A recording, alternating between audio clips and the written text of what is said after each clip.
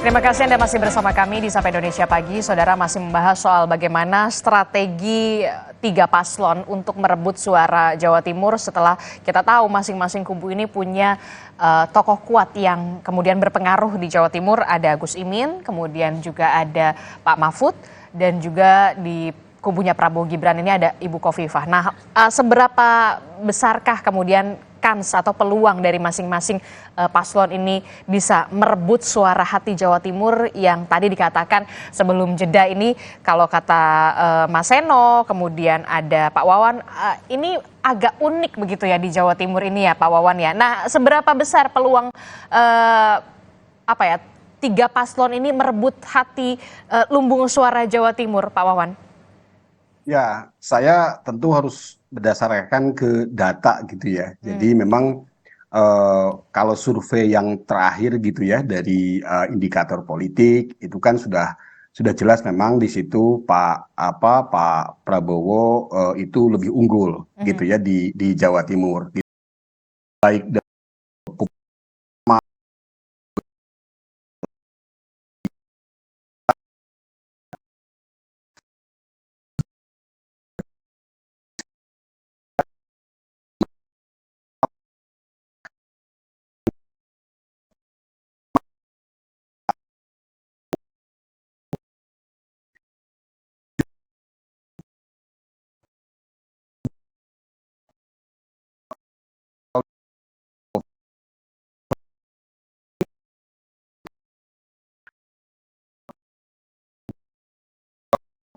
elektabilitasnya juga tertinggi gitu kan. Survei Juni 2022 itu tahun lalu itu Bu Khofifah surveinya Poll Tracking itu kan sudah mencapai 39,8.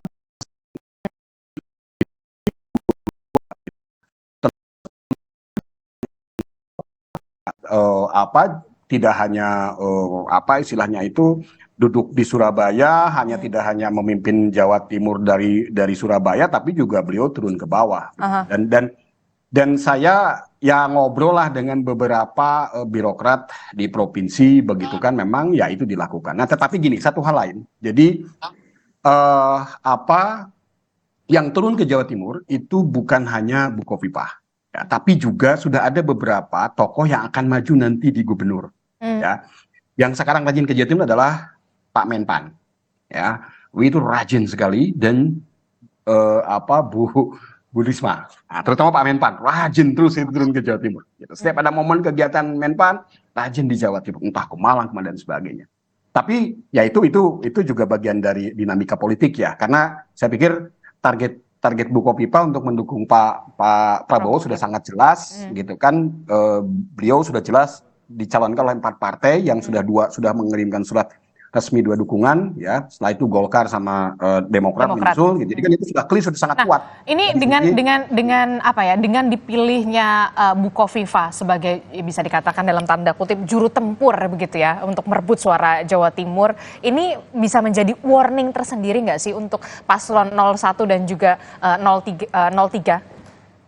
Ya, kalau saya tadi argumen saya sederhana tadi gitu kan, karena beliau adalah pemimpin emak-emak di Jatim dan Indonesia, terutama dari kalangan Nahdlatul Ulama yang saya pikir tadi punya jejaring sosial yang sangat kuat. Jadi emak-emak di Jawa Timur, terutama para istilahnya itu aktivis muslimat itu kan betul-betul istilahnya itu bergerak bukan hanya pada level menengah ke atas, tetapi betul-betul di bawah. Dan mereka itu punya banyak kegiatan sosial yang itu bisa dikapitalisasi, tanda petik ya, menjadi modal politik. Modal politik itu apa? Dalam konteks politik, political capital itu adalah popularity, likability, kemudian terutama itu strategi populisme bisa dijalankan lewat itu, begitu ya.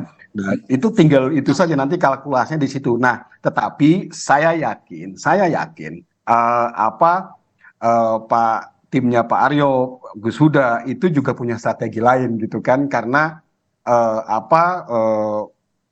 istilahnya itu yang namanya manuver politik itu kan tidak bisa dilihat lurus gitu kan. Kita lihat 1-2 bulan nanti ke depan juga saya yakin akan ada manuver politik lain begitu. Makin kan. Sengit, jadi makin panas gitu makin ya. Sengit, dan saya khawatir nanti ada isu personal. Itu yang saya khawatirkan, isu personal gitu kan. apa tadi yang tokoh-tokoh tadi gitu kan, itu yang saya khawatir sebenarnya, mudah-mudahan tidak lah gitu kan. Isu-isu Betul personal nanti yang akan dikhawatirkan itu yang kemudian akan muncul begitu. itu yang saya khawatirkan nanti kemudian untuk popularitas siapapun yang menjadi pendukung dari capres di Jawa Timur itu nanti diserangnya oleh isu personal. Tapi isu personal ya jangan sampai kemudian yang kampanye hitam ya. Kalau kampanye negatif sih oke-oke aja karena itu memang berdasarkan fakta dan data yang valid begitu. Tapi kalau sudah sampai ke kampanye hitam itu yang menurut saya sangat sangat merugikan, nanti bisa menimbulkan keterbelahan yang lebih parah begitu. Mungkin itu. Oke, Gus Sudani, kalau tadi Ya, kita mendengarkan dari uraian penjelasan dari Pak Wawan gini ya, menarik sekali dikatakan ini jangan jangan main-main nih sama emak-emak gitu ya. Nah, ini Anda melihatnya punya strategi apa nih untuk pasangan 01 ini? ya tadi itu Pak Wawan menyampaikan seolah-olah Mbak Khofifah itu calon presiden atau wakil presiden. Ini Mbak Khofifah tidak ikut dalam Pilpres. Hmm. Jadi semua skema yang disampaikan oleh Pak Wawan saya kira konteksnya lebih tepat melihat Bu Khofifah sebagai calon gubernur gitu. Ya, yang saya Jadi, katakan tadi, mohon maaf, 39,8 itu elektabilitas beliau sebagai calon gubernur. Calon iya gubernur. betul. Artinya Juni. begini, artinya publik dan rakyat warga NU di Jawa Timur tahu bahwa Pak Khofifah tidak ikut dalam Pilpres ini, tidak sebagai cawapres atau sebagai capres gitu. Itu artinya pasti muslimat, fatayat dan semuanya punya cara sendiri karena Mbak Khofifah bukan sebagai calon wakil presiden gitu. Nah pada konteks itu saya kira pasti akan terjadi preferensi pemilih warga NU yang sangat berbeda gitu. Itu berbeda konteks ya kalau tadi disampaikan misalnya Mbak Khofifah sebagai calon wakil presiden, itu yang pertama. Jadi sangat berbeda.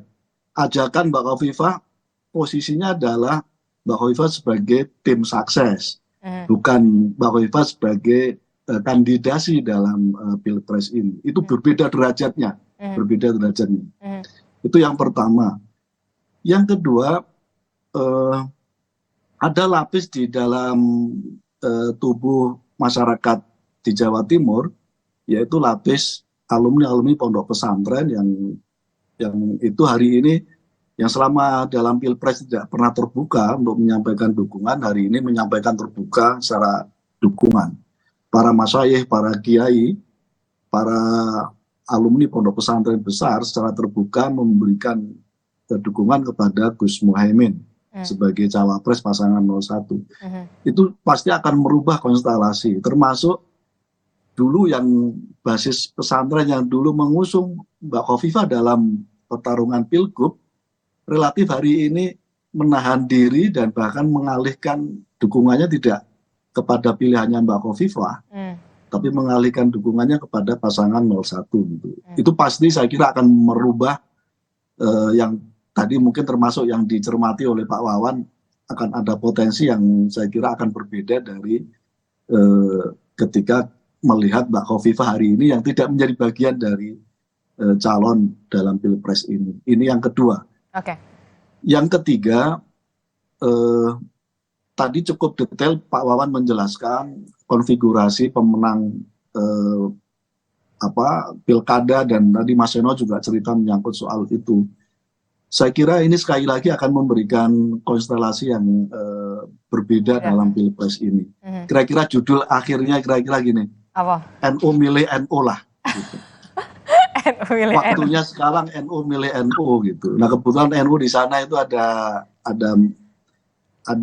Gus Imin, ada Pak Mahfud gitu. Tentu dengan derajat yang berbeda masing-masing. Tapi kira-kira semangatnya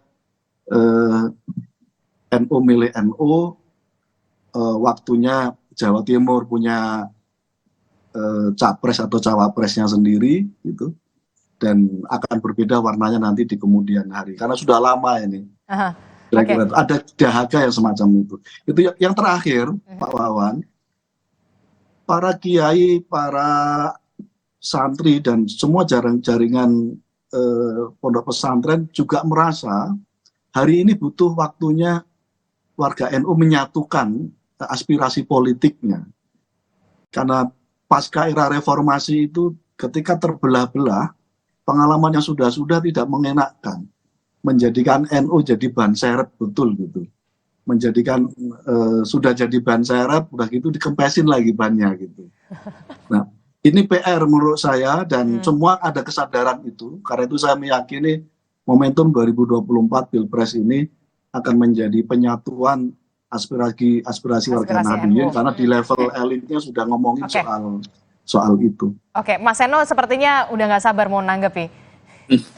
Enggak, Mas Seno. saya hanya tertarik saja karena saya tadi disampaikan, disinggung bahwa ini kan ya kira ini baru half time ya Mbak di dalam pemilu ini. Saya memandangnya half time lah, berganti masa kampanye itu lewat Tapi separuh. tinggal 47 hari lagi loh, Mas. Betul. Ada tahun baru. Jadi ini peluit half time lah. Jadi ini sedang istirahat paruh waktu, lalu tiba-tiba ada kejutan gitu, ada dukungan politik dari tokoh-tokoh baru. Ya jadi ini kita sebenarnya menunggu tukar-menukar kejutan saja gitu. Saling kalau di sepak bola itu ada jual beli serangan, ini tukar-menukar kejutan.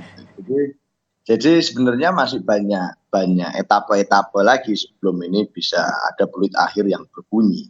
Tapi tadi Gus sudah menjelaskan bahwa ya konteks psikologisnya juga ya agak berbeda itu tadi, bahwa Bu Kofifa ini tidak maju sebagai kandidat.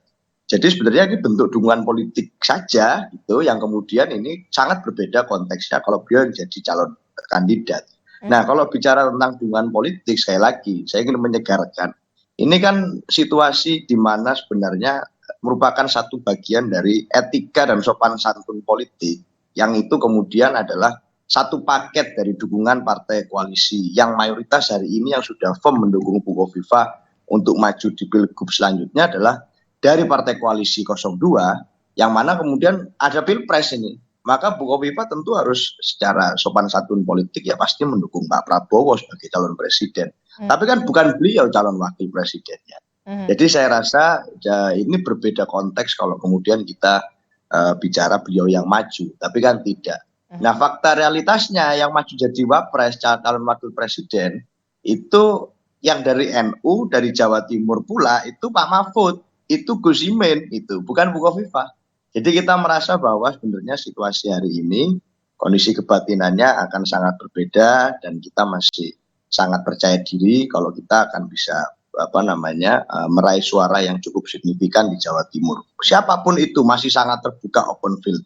Karena Pilpres ini kan yang memilih juga bukan elit sebenarnya, tapi masyarakat. Dan hari ini masyarakat sudah sangat tahu calon-calonnya seperti apa, rekam jejaknya seperti apa, kandidat masing-masing ini mana yang kemudian itu mampu membawa program yang baik dan tidak. Saya di Surabaya Mbak, jadi saya membayangkan sebenarnya kalau bicara tentang situasi politik di mana Bu Kofifa ngantor misalnya, ngantornya kan di Surabaya tadi disampaikan oleh Pak Wawan Sobari. Di Surabaya itu misalnya partai pemenangnya PDI Perjuangan, wali kotanya PDI Perjuangan. Geser sedikit ke Gresik masih PDI Perjuangan. Geser ke Sidoarjo itu bupatinya PKB. Nah, jadi warna-warninya luar biasa tempat di sekitar 3 kota penyangga utama. Dari tempat Bu Kofifa ngantor itu saja warna-warna referensi politiknya bisa berbeda-beda. Di Madura itu yang dengan culture Nahdliyin dan beda lagi, culture Pak Mahfud yang kuat. PDI Perjuangan punya satu bupati di situ, Bupati Sumeneb Mas Fauzi, yang kadang-kadang juga menjadi salah satu calon gubernur atau wakil gubernur. Jadi ini ada situasi yang demikian spektrum politiknya luas, dan artinya pengaruh politik dari para tokoh atau elit yang kemudian menyampaikan dukungan kepada masyarakat ini banyak sekali perbedaan-perbedaan. Jadi kita yakin bahwa di Jawa Timur ini sangat open game, dan saya percaya bahwa kami menghargai suara rakyat yang mana itu berasal dari bawah, dan bukan semata-mata hanya dari dukungan-dukungan 1-2 elit. Saya yakin itu. Pak Wihadi, saya terakhir ke Pak Wihadi. Pak Wihadi, ini kalau tadi kata Mas Seno, ya kan Bu Kofifa ini sebagai cagup ya begitu, calon gubernur, bukan sebagai cawapres. Nah, Anda menanggapinya seperti apa? Ya begini, memang sebagai calon gubernur yang didukung oleh Partai Koalisi Indonesia Maju. Jadi artinya di sini ada suatu hal yang dimana saya sampaikan tadi, bahwa Bu Kofifa juga akan memberikan suatu balasan politik dengan mendukung partai koalisi maju ini untuk memenangkan Pak Prabowo dan Mas Gibran. Jadi saya kira ini sesuatu hal yang ada sesuatu semangat di mana memenangkan pilkadanya ini dengan memenangkan pilpresnya ini adalah mungkin bisa sama-sama, karena bagaimanapun juga test case daripada pilkada ini adalah pada saat pilpres ini. Jadi di sini saya kira Bu Khofifah tidak akan main-main mengenai masalah bagaimana memenangkan pilpres ini di Jawa Timur, karena saya lihat bahwa disinilah bagaimana Bu Khofifah nantinya di pilkada itu mempunyai berapa yang mendukung Bu Khofifah untuk pilkada ini, dan inilah bukan tes kekuatan juga untuk di pilkada nanti. Jadi saya kira di sini tentunya Bu Khofifah juga akan all out mengenai masalah memenangkan Pak Prabowo. Memang betul Bu Khofifah bukan cawapres dari Pak Prabowo, namun dalam hal ini kekuatan untuk menjadi semangat menjadi pilkada itu menjadi kepala daerah berikutnya itu adalah merupakan sesuatu semangat yang mungkin tidak bisa kita lihat seakan-akan cawapres tidak akan mempunyai suatu semangat yang untuk memenangkan itu. Jadi saya kira dengan apa yang disampaikan oleh Pak Wawan tadi mengenai masalah potensi-potensi yang ada, dan saya kira semua partai yang ada di Jawa Timur itu semuanya di dalamnya ada NU. Jadi tidak ada kita memecah-mecahkan hanya dengan PDI Perjuangan, dengan PKB, betul memang memenangkan itu. Tapi gabungan ini yang kita lihat juga pada saat 2019 Pak Prabowo itu 40%. 40% itu tidak akan mendapatkan 40% kalau Pak Prabowo juga tidak didukung oleh NU di Jawa Timur. Jadi saya kira potensi yang ada di Jawa Timur itu semuanya memang NU dan tersebar di mana-mana. Jadi kalau NU ada di mana-mana itu dan di mana-mana itu memang suatu hal yang terjadi di Jawa Timur. Jadi saya kira apa yang disampaikan oleh Gus Huda, apa digantikan oleh Mas Aryo, itu adalah memang persepsi dari masing-masing pasangan dan partai yang memang itu bisa memang itu semuanya bisa terjadi. Dan saya kira kalau kita melihat dari survei-survei terakhir, bahkan CSIS terakhir memberikan survei bahwa pasangan kami itu sudah 50%. Jadi artinya di sini apa yang disampaikan oleh 2018 oleh Pak Prabowo Mbak Atia 30%, artinya ada kenaikan, dan kenaikan ini tentunya dari koalisi, dari Golkar, dari Demokrat, mungkin itu akan menambah daripada suara kita di Jawa Timur. Jadi saya kira kita bicara NU ini bicara semua kalau di Jawa Timur. Tidak ada partai yang tidak ada NU-nya di Jawa Timur. Masih ada 47 hari lah ya untuk meyakinkan publik, khususnya untuk di wilayah Jawa Timur. Karena saya percaya dari tiga kubu ini, tiga paslon masing-masing ini punya ketokohan yang sangat kuat. Ada Gus Imin, kemudian juga ada Mbak Khofifah, kemudian juga ada Pak Mahfud. Itulah yang kemudian menjadi bekal masing-masing paslon ini juga yang bisa dikatakan untuk merebut suara hati Jawa Timur yang tadi kalau kata Pak Wawan ini unik, kata Mas Seno juga unik, beragam semuanya. Kita akan tunggu bagaimana, dan pastinya nanti kita juga akan tunggu debat ketiga kalau tidak salah ya, ketiga ya, untuk Capres di tanggal 7 Januari 2024. Bagaimana kita akan melihat tiga Capres kita ini akan mendeliver gagasan-gagasan mereka. Terima kasih Bapak-Bapak, ada Gus Huda, kemudian juga ada Pak Wihadi, ada Mas Seno, ada Pak Wawan. Terima kasih untuk pandangan dan juga perspektifnya di pagi hari ini. Sehat-sehat selalu Bapak-Bapak.